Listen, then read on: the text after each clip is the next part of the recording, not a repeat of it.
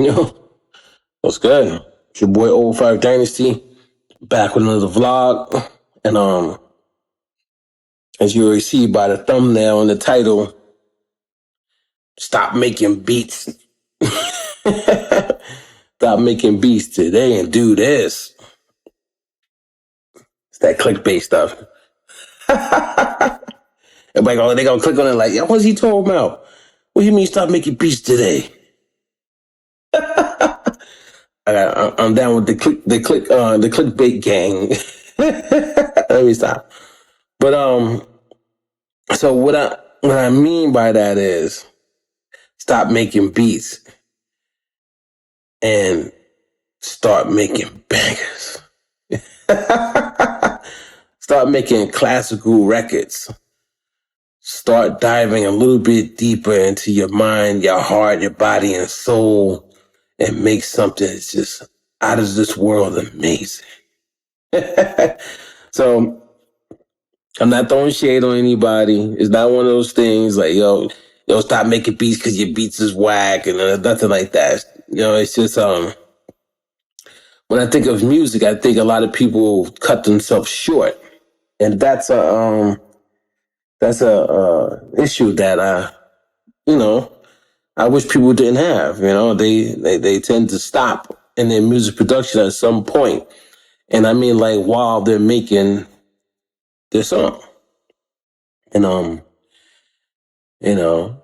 I think people need to just dig a little bit deeper when it comes to creating at all. It doesn't matter if you're doing, an original record or if you're sampling from another artist to create something new.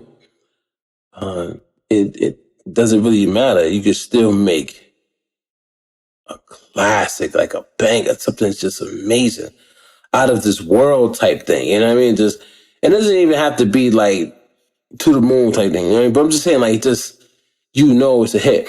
So what takes a hit record? Well, a lot of things. There's a lot of factors to a hit record, and a lot of times it does come down to an artist pouring their heart out over one of your instrumentals. But then there's other factors, like such as a producer going the extra step, an extra mile, to taking their regular beat and turning it into something that's almost a finished product. It's almost done. So when the artist hears it and they love it because it's speaking to them, all they got to do is go on there, do a little bit to add to what's already done from the producer or by the producer, and now you got a hit record. So a lot of times a hit record can come from putting emotions and feelings into the beat. And there's a lot of different ways you could put emotion and feelings into a beat, because it's a lot of different languages. You know what I mean? There's Spanish, there's English, there's Portuguese, there's so many different versions of a language. It's Creole. Like you break down languages. You speak Japanese, Chinese, but then you got Tibetan people that's a little bit different. It's a lot.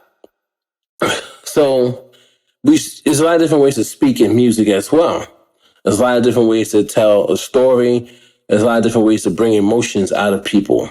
And so once you figure out your niche, or you figure out the niche for that specific track, then you dive into it. Like, let's take a record like Styles P, I Get High. Now, a lot of people will be like, oh, that song is just all about, smoking marijuana, getting high, whatever. You know what I mean? Yeah.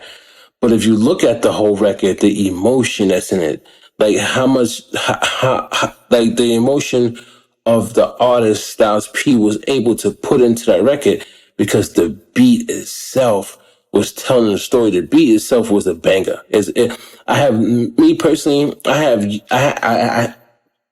at that point in time, I did not hear a record, like an instrumental like that before. It's mind blowing how that beat was made.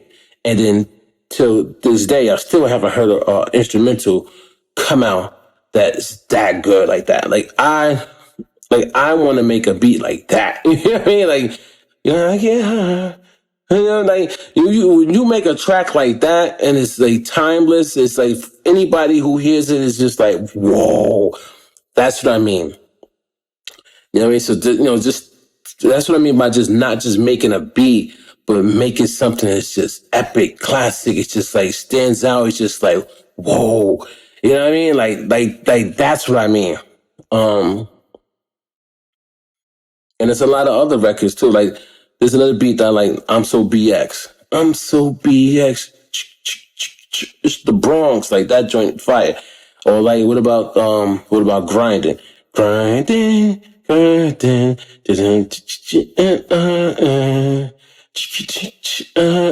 Like, and the drum pattern's just crazy. Now, that beat was so ill and so emotional without even having vocals on it. You could just play the instrumental and you're like, then you put the artist on it. It was the icing on the cake. So that's what I mean by when you're creating, are you perfecting that type of mentality? When you sit down or you stand, I don't know, whatever you do, but when you sit down to make a beat, are you thinking on that level or are you just making a beat? You know what I'm saying? Because if you're just making a beat, then yeah, you're gonna make like 10,000. You might make 20 beats in one day. But did you really get in there, chop, chop, chop, chop, chop, if you're sampling? Or did you really get in there if you're doing original and figure out every little nuance to make that track drive and push through and have emotion and stuff like that? So, and I can't sit here and say, oh, well, you need to do like play some chords or triads and all this and that to bring emotion. Because it's not all about that. There's so many different ways. There's so many songs out there that have just drums and they just have the snare, hi-hat, and that's it. You know what I mean? And it still has the emotion. So I can't tell you what to do or how to do it, but it's up to you to bring it out of you. I'm basically saying, you guys and your girls need to look inside yourself a little bit deeper when it comes to music production. And I hear it though. Some of y'all are like this close to like cracking the code. But when I'm listening to your instrumentals, I can hear where you gave up. And it's not like saying like gave up in a bad thing. It's like, oh, you yourself felt like the beat was done. But I'm listening, I'm like, oh, they could have did this a little bit more. They could have chopped it up a little bit more. They could have made that delay a little bit more. I could have lowered that 808 a little bit. You know what I'm saying? So it fits into the track a little bit more. So it makes the track glue together a little bit better. So it has more feeling instead of the 808 overpowering it. You know what I mean? You know what I'm saying? Or like, adding some vocal chops. A lot of y'all don't add vocal chops. And the beats that do add vocal chops, if you look in the comment section, what do you see people say? Oh, those vocals. Oh, and a lot of times they'll comment on the vocals. They won't even comment on the beat. They're just commenting on one specific thing, the vocal, because the vocal is that good. But a lot of y'all don't even add vocals. So maybe you should try to add a little bit of vocals, just give it a little bit more feeling, and it might come out like that track. I get high. You know what I'm saying? Like, when I create Ghost Wave music, okay? Now, I'm not trying to brag or nothing like that. I'll put y'all on something. Ghost Wave music is new still, and it's new for me, so I'm still learning it, still perfecting it. But what I have noticed with Ghost Wave music is sometimes like the bottom end of my tracks, they don't come through like warm enough. Okay, they don't have enough warmth or rumble, and it's not, you know what I'm saying, it's not as strong as I would like it. Now, I only learned this by listening to my music, like, oh, I could have did that better. And mind you, I just got back into mixing, so I'm still learning mix. I'm still perfecting myself in mixing. So what I did learn recently, like Ghetto Styles taught me some stuff with like the bottom and the bass. And then what I did learn was there was some tools that I did not have in my arsenal when I first started creating Ghost Wave music. Now I have these tools. I'm much better equipped at creating bass lines or like a bottom end or even adding 808, but using the 808 as a bass line instead of just using the 808 by itself and adding the kick drum to go along with the 808 so they combine together. And I've been using the Renaissance Max. The Renaissance Max by Waves Audio, by waves.com, wavesaudio.com, I forget remember, but by Waves, the link will be in the description. That whole bundle, the Renaissance Max, has really taken my mixing game from right here to like up there, because the way the whole bundle works together with the compression and all the different types of different types of compression they have, the reverb that they have, the de-esser in there, and the EQ, the R channel, the R Vox for vocals, you know what I'm saying? All that. It's so dope. You could just take that right there and almost be ready to go. You know what I'm saying? Besides your mastering plugins. But what I'm saying is, so I even know there's flaws in my music, and some of my past instrumentals, some of my songs that's out right now on, the streaming platforms. I feel like I could have mixed them even better. So I'm not perfect by any means. Like, I'm not perfect, you know what I'm saying? But mentally, I'm challenging myself. Can I get there? Like every day, can I get there? Can I get better? Can I get to that Styles P? Can I get a high track? Can I make something like that? And the answer is yes. It's just, you got to pull it out yourself. Nobody's going to pull it out of you. So that's what I mean by in the title. It's like, stop making beats today and do this, which means like, just stop just making random beats, like 10,000, 20,000 beats every day. You know what I'm saying? And really sit back and make a banger.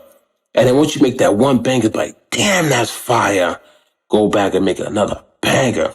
So what do you need for a banger? Like I told you before, I can't really tell you. I can't really give you the formula. I can't give it to you because it might be a beat that's just weird as hell, and that shit goes quadruple platinum. You know what I'm saying? It might just be a track that has no drums in it, and it's just a symphony orchestra track. And that might just go quadruple, you know what I'm saying? It might be in films and movies. I can't give you the formula. But what I will tell you is this. There are certain chords you can play that give you emotion. There are certain one key stroke patterns you can play that give you emotion.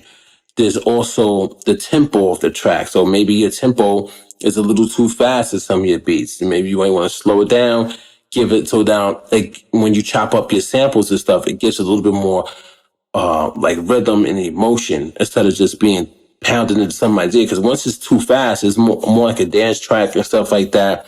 It might not carry along as one of those bangers. And I'm talking about like a banger. Like if you look at some of the songs, let's say Triumph from Wu-Tang Clan. Look at that tempo. Look at the vocal chop that's in there. Look at how RZA how he manipulated the melody to give it emotion throughout that track. That's a perfect example. Go listen to the track Triumph by Wu-Tang Clan. Listen to the beat from the beginning to the end. Just listen to the beat, man. Don't go listen to their lyrics or nothing. Go listen to the beat. Then come back and listen to the full song and listen to how the artist rolled over that beat. See, a lot of times it starts with the producer because you're building that emotion into that record when you know what I'm saying, making those progressions fly. And it doesn't have to be a chord progression. It could be just a progression of just the way the sounds are. You know what I'm saying? The way you're making that track move, the way you're adding some vocals in there to give it life to it, the way you bring in the bass line. Maybe the bass line comes in and it drops out a little bit and the bass line comes back in. That could be a way of adding emotion. Maybe dropping the hi-hats out, then bring the hi-hats in. Maybe changing up the snare inside of the tracks. Maybe you got your one snare pattern, but then drop that out and had the snare come in every other bar. Pow! Then it skips a bar. Pow! You know what I'm saying? Or maybe add in like a rock snare. So even though the rock snares, I got a tutorial coming out on that also. But that's just a heavy reverb snare. It has like a lot of, it's like when they hit it, and it has like, you know what I'm saying? Adding some of those into your track. You know, or maybe maybe doing a lot of reverb that can do something too. Like maybe a track is, is set, is golden, and it's riding. So your track is moving, and then you drop out all the drums. So now you just got the melody playing. Well, have you ever thought about taking that section where the melody is just playing by itself and putting heavy reverb on it? So now it takes that melody, pushes it back into the track. You can still hear it, but then you hear a bunch of ambient sound to it. I mean, that brings emotion, characteristics to your sound. It's a lot of things you can do, but just think about just making those bangers. This your boy, Old Five Dynasty. I'm just here dropping a vlog, just sharing my thoughts and opinions. No hate, no nothing. I ain't with that side talk, you know what I'm saying?